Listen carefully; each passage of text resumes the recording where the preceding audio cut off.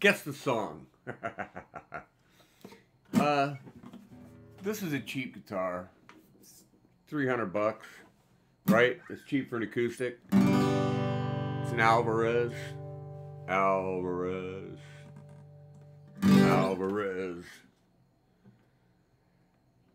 RF26CE means cutaway electric.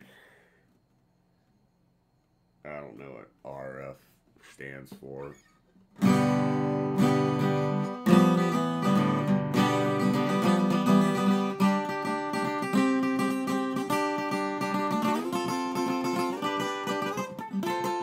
Damn.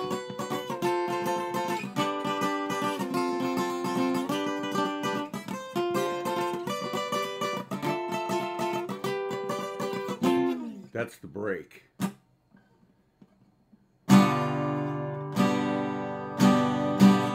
But yeah, I'm still on this thing about this bullshit and your guitar videos and reviewing cheap guitars and stuff. There's one guy, Jay Salen. Just look for Jay Salen.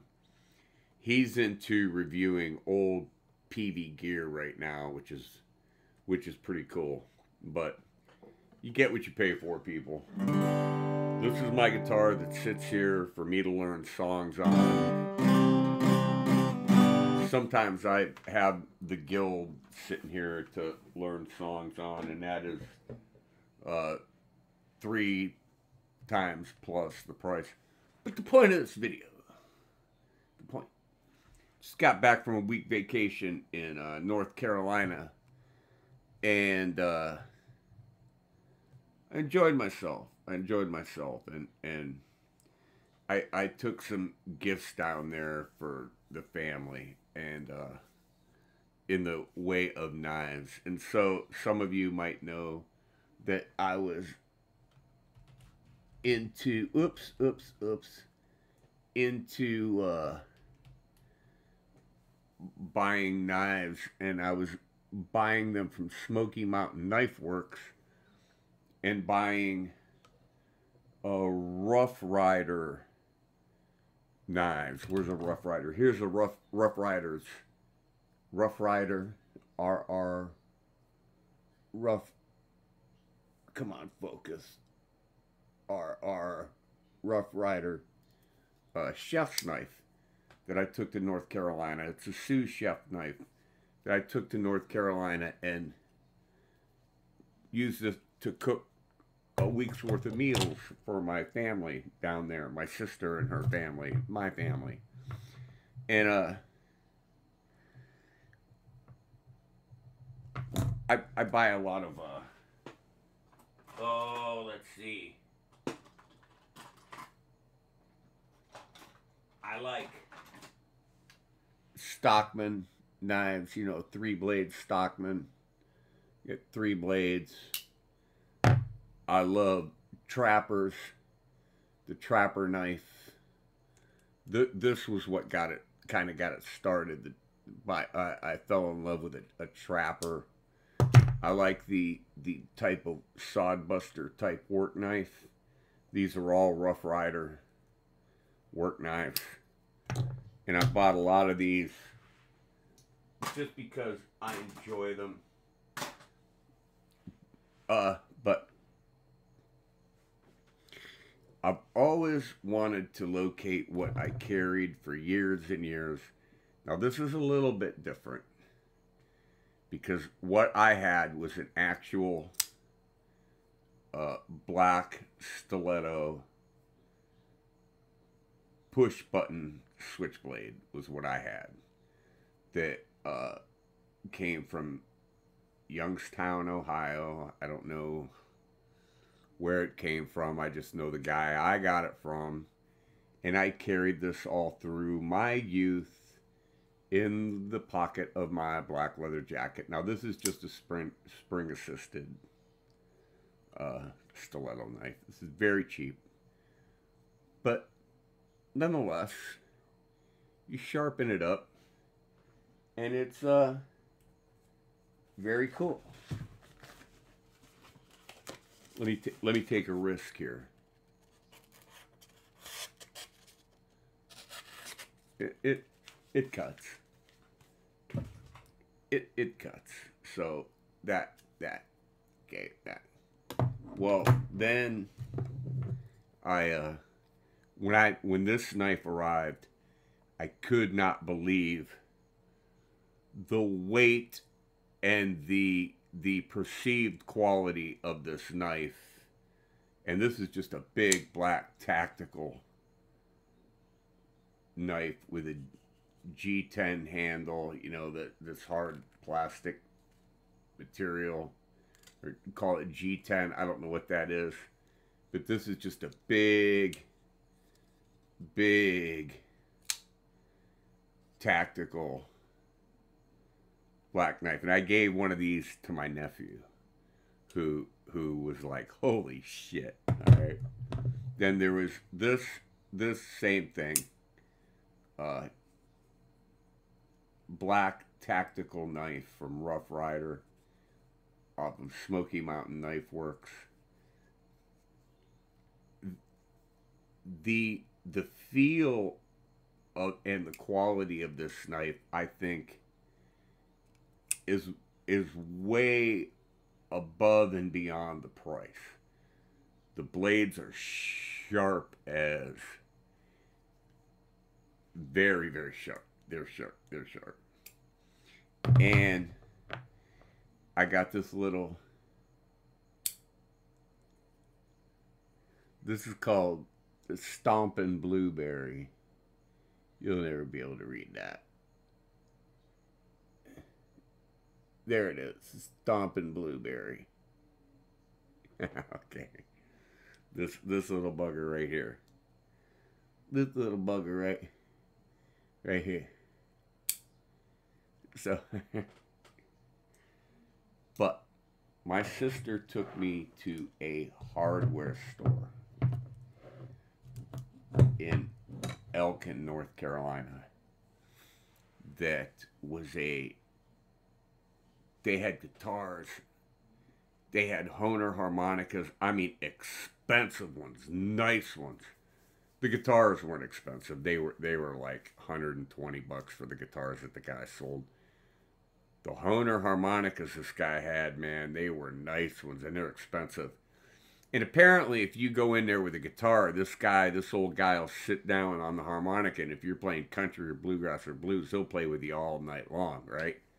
Well, I didn't take a guitar with me, so I didn't get to do that. But he was also a case dealer, case knife, and come on, focus. When I was 10 years old, my best friend came over to me and said, "Hey, my brother wants to talk to us." And I went over there, and we had started a club. First, it was called the Adventurers, I think, or something like that. But it ended up being the Lake Erie Sportsman Junior Rifle Club. And I was only 10. Michael was 14, and his brother Frank was in his 20s. And he took us under his wing and taught us all about hunting, fishing, survival, sportsmanship. And we all became involved in the NRA and all qualified in small bore 22.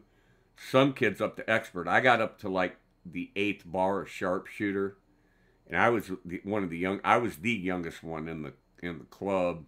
And by the time the club disbanded, a lot of them had made it to expert. I never got to get that far because I kind of outgrew it by the time I was like 16, and the club had just disbanded, and there was only me and Mike and his brother Frank left at the end. But when I was 10 years old, Frank Greenwood gave me a case folding hunter, not this rosewood handle, but a redwood handle. And I carried that knife into my 20s until it got stolen out of my car at Plycraft Manufacturing in Conneaut by Dale Green, who was a thief and a scumbag. And he stole it, and I never could get it back. And I always wanted that knife back. And you wouldn't believe how many knives this guy had in this place. But I bought this case, folding hunter, with true sharp surgical steel, 2 blades. You can find this on Amazon, but I didn't get it on Amazon. I got it from a hardware store in Elkin, North Carolina that was a case dealer. And he had literally hundreds of case knives in these big glass display cases and the turning cases and everything. And I was looking and looking, and I saw this. And he had a couple other of the folding hunters, one with a smoky colored bone handle, and he had a couple other ones. But this was the closest one to the one that I had given to me when I was a kid. And it was stolen out of my 69, the console of my 69 Pontiac Le Mans. And I got this case hunter. And I think now I'm done. I think I'm done buying knives. I've got enough of them. I've got knives to do everything I need them to do. I got knives to carry in my pocket, and knives to play with, and you know, a lot of them are cheap knives. I've got a couple expensive knives. I've got another case knife. I've got this K-bar that I bought. Let's see, I'm 65. I just turned 65 this month. And I got this K-bar when I was about 28 years old, when I was in college. I bought it at a fishing, it was called the Fishing Symposium that they would have at Kent. And they'd come in and sell, you know, it was like a fishing trade show, whatever. And the guy had knives, and I bought this K-bar, and I've carried this. I haven't carried it lately, but I carried this for years. But now I've got my case folding hunter with a rosewood handle, and since I'm a guitar player, rosewood seems apropos or cool. So another interesting thing to talk about, and I have to slide it in here, but coming home yesterday on 271 coming out of Cleveland, we ran into this.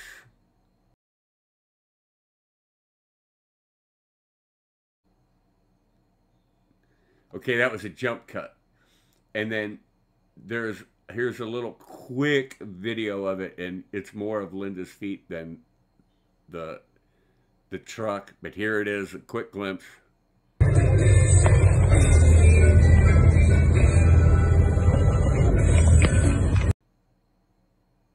There it is, okay? And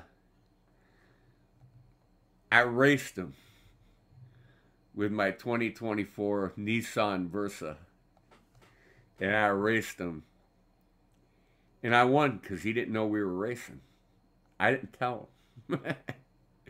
He didn't know. And this Cybertruck, give me a break. That thing is, it's so, I don't know if I love it or hate it. I really don't know. People love to make fun of it. It looks, I don't know. I'm torn. But we passed a lot of Teslas on the road going to and from North Carolina. There were a lot of Teslas on the highway. And every one of them passed me. So, you know, I went the speed limit. I went 70, maybe 73 miles an hour all the way, and they were passing me. And I rolled the window down, and you can't hear them. You know, they're electric. You don't hear them. They just go by it. You don't hear it. But, okay, so we had fun in North Carolina. This is a video of Linda playing her new bass at our last gig of the season on the Bumboat in Ashtabula Historical Harbor. We stumble, there's some stumbles in it, but hey, you know, it's live. It's a live performance, so it is what it is. So, hey, I hope you enjoyed my little stories about my hobby. And oh, and while we were gone, my brother painted my living room ceiling to a beautiful white. It badly needed it, and he painted it for me while we were gone. And when I came home, I had this beautiful white ceiling. And my beloved Chihuahua Toto, on the second day we were gone, when he was at my sister-in-law's house, got sprayed by a skunk. So now my dog stinks. But here's the video of us playing at on the bumboat, at the bumboat, doing our rendition of Terry Stafford's Suspicion. So there you go, folks. Enjoy your week. I'm going to try to enjoy mine, and I'll see you in the next video. We play a lot of songs by a lot of old people now. Old fogey songs. We're the old fogey band. We play a lot of vintage pop.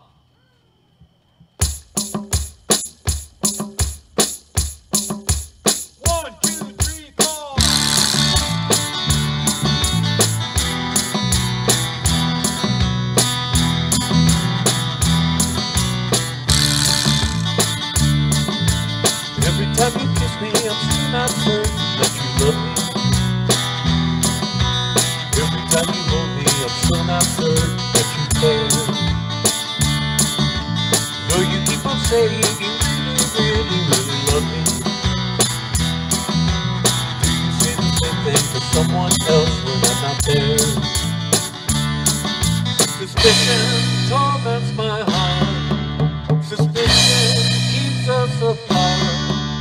Suspicion, why torture me? Every time you call me, say that we should be tomorrow. I can't help feeling you're meeting someone else tonight. Watching our romance keep on causing me such sorrow.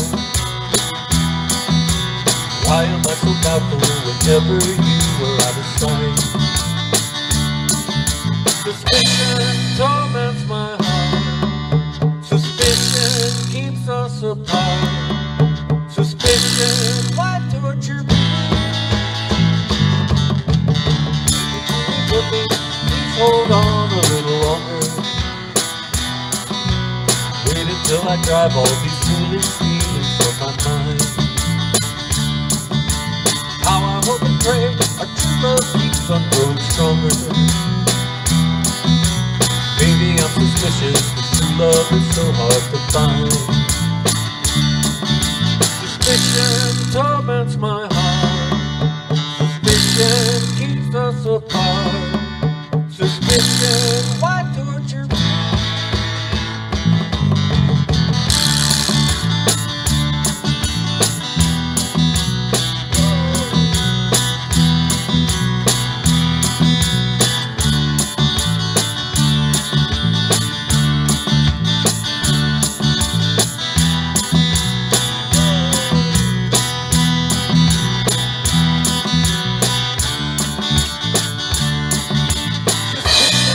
Torments my heart. Suspicion keeps us apart. Suspicion, why torture me?